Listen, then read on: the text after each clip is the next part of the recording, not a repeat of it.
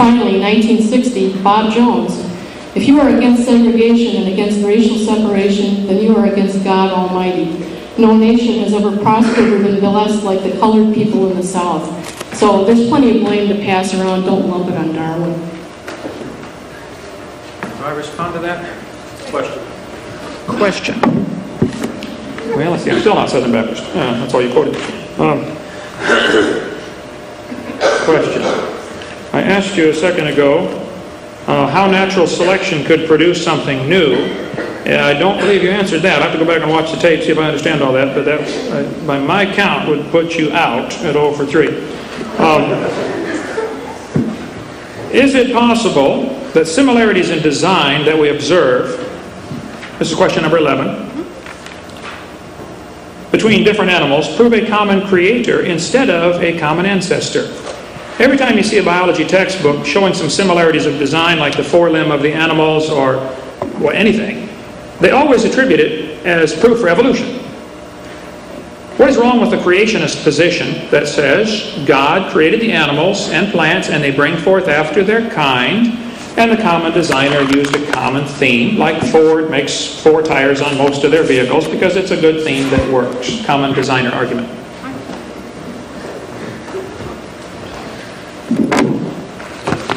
Ready? Okay. It's possible, but not likely. If you want to posit a designer, posit a bad designer. This is a flounder, and it starts out as a nice symmetrical fish and ends up with its eyes being mushed all over on one side. That's terrific design. Next, please.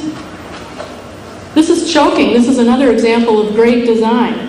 Our air passages and food passages cross in the back of the throat. This is a designer who plans, apparently, on 60,000 people a year dying of tracheal obstruction. And this is a designer who will create snoring and apnea in us older folks. Next, please.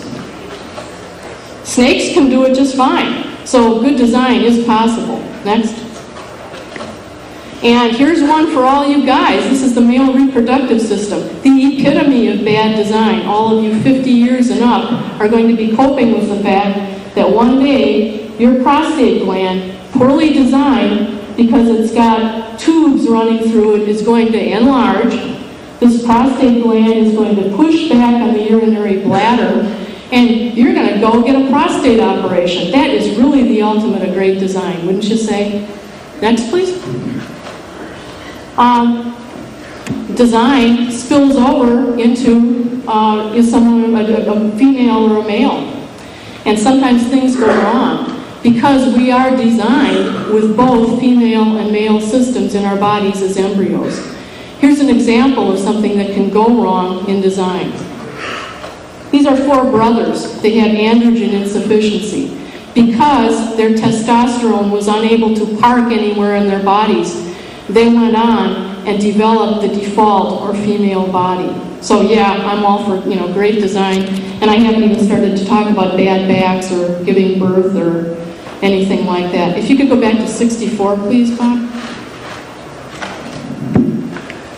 If we take time to consider biology, we come up with a bumbling and frivolous God. Organisms show stupid mistakes, dysfunctional design features, and odd arrangements and funny solutions are proofs of evolution.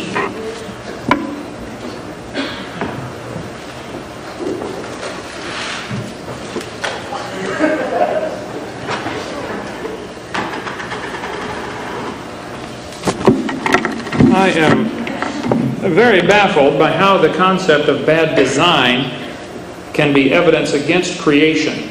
I would like to see you invent a machine as a computer program. Let's take a computer program.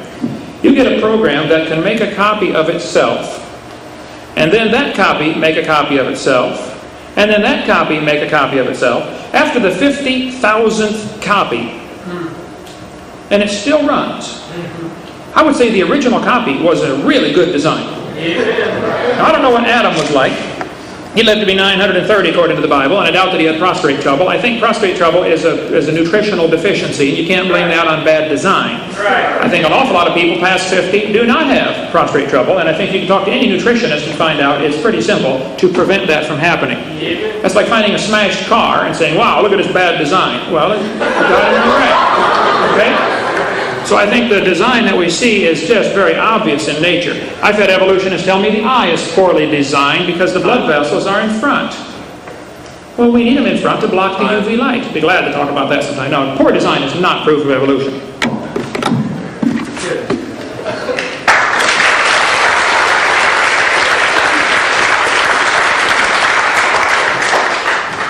One-third of men will develop prostate trouble. Why don't you give some evidence that shows that the layer of dust on the moon proves the moon is less than 10,000 years old?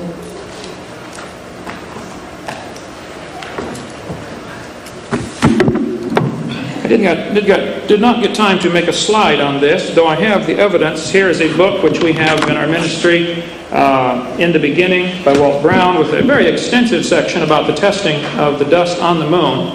That was one of the arguments he brought up.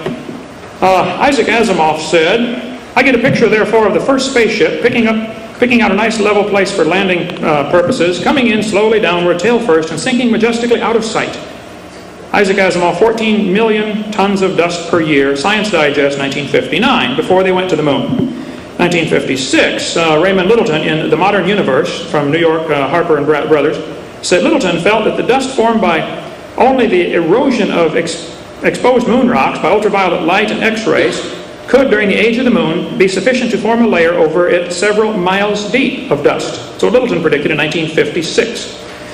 Thomas Gold proposed that thick layers of dust accumulate in the lunar maria, the lunar surface, again, from monthly notices of the Royal Astronomical Society of London, 1955. I can go on and on with quotes, but as far as the amount of moon dust that does come in, there's a very technical journal here, the technical notes on the moon dust, how much has been measured, and I'll be glad to make a copy and send this to you. I should have thought of that ahead of time. It's been a busy week. Herbert Zook of NASA was the man from U.S. National Aeronautics and Space Administration, had been intimately involved in estimating the thickness of the dust layer on the moon before the first Apollo moon landing. He helped analyze the lunar material brought back from the moon. Of the many interesting things he told me and sent me by mail, one is critical in answering the above question. NASA did not realize until the moon and dust rocks were analyzed that only 1 part in 67, 1.5%, of the debris of the moon came from outer space. The rest was pulverized moon rock. So 1% comes from outer space. So you've got an even more serious problem if the dust layer was only about a ½ inch thick, and you can listen to the entire conversation available from NASA, or I've got it at home, of the guys when they landed on the moon, the first hour and a half conversation. A lot of the conversation was about, where's all the dust? I talked to the man who created the backpack that Armstrong was carrying. He said, Mr. Hovind, he lives in Oshkosh, Wisconsin. He said, I was instructed to make the backpack dust-proof because NASA still seriously was worried about him sinking into the dust. They thought it would be a serious problem. You can take a look at the pictures and see the large lunar modules. What happened in 1972, after they'd been to the moon quite a few times, somebody revised the calculations of how much dust should be accumulating on the moon. But the technical notes I have here, which would take a long time to go through, indicate in 4.6 billion years, figuring in a factor of 67 to 1, which is the amount that's actually found there, the dust layer would be 1,033 feet deep if the moon were, and I'll be glad to send you all this stuff. If you'd like this book's available, and it's none of my stuff's copyrighted, you can copy it and send it back, get your money back, and I'll have the book. Thank you.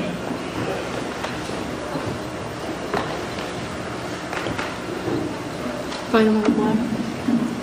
Well, I have your quotation out of your seminar notebook, at least part of it. You talk about a 1954 measurement, and I don't know where you got the other ones or what they were doing.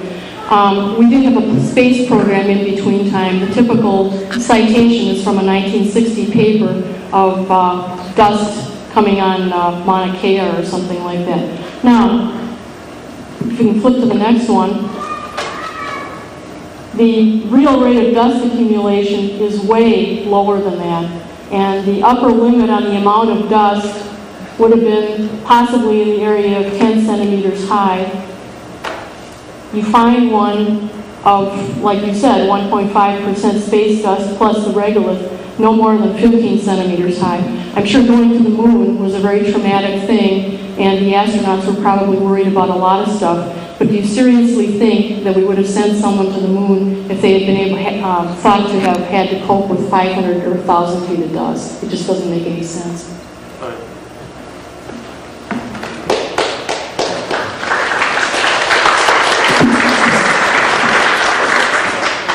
I will certainly send you those quotes, and you can deal with those people who said, what you gave, here's an example that you said might give 10 centimeters of dust, which is about 3 inches, was only, if you call her slide back up there, could you do that, the one you just had? I don't get to discuss this one? She only gave one dust particle size. There's lots of sizes coming into the moon. Anyway, well, let's see, and all my questions have to come from my notebook.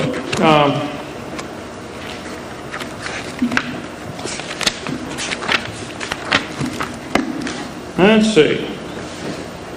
Could you please explain, question 13, when, where, why, and how did single-celled plants become multi-celled? And where are the 2-celled or 3-celled or 4-celled organisms in the world? Why do we have nothing that is 2-celled? We go from single-celled to multi-celled. How did they make this jump, please?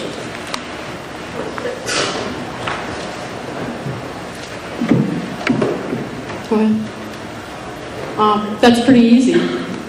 Volvox, gonium. Gonium has 4 or more cells. There's no specialization.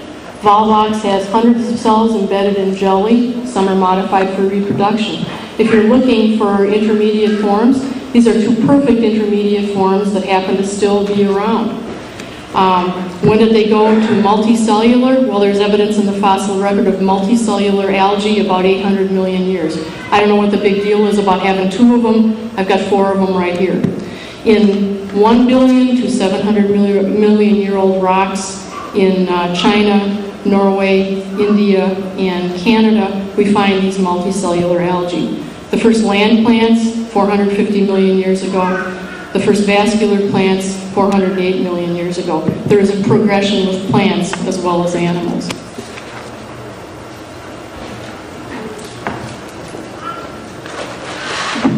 What you gave was an example of a colony or several cells working together. We have the same thing here in a city with several people working together, some doing different jobs. That is not an answer to the question of how did it evolve. Finding something in a rock layer, we still have these creatures that you showed on the screen alive today. They're still here. So finding them in a fossil record, which I think I showed you pretty clearly, the fossil record is based on circular reasoning, is not evidence at all. And that finding them in a colony, several cells working together for a common good, is still not the same thing as a tissue or an organism. So I think you did not answer that question at all as far as how single-celled creatures became multicellular. Because there is no answer to this. As any biologist who understands their stuff will tell you, we don't know. We think it happened because we're here, but that's not science. That is religion, which is my whole point. It's all based on something you have to believe. You think it happened, you're welcome to think that. But nobody should be allowed to use taxpayers' dollars to spread that kind of propaganda in our school system. That's not science. Am I supposed to ask a question?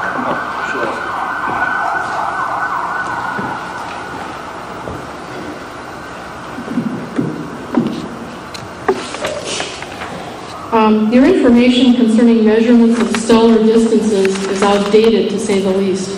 What is your basis for restricting parallax measurements to only, I believe you said, 20 to 100 light years, and possibly ignoring all the other types of distance measurements completely?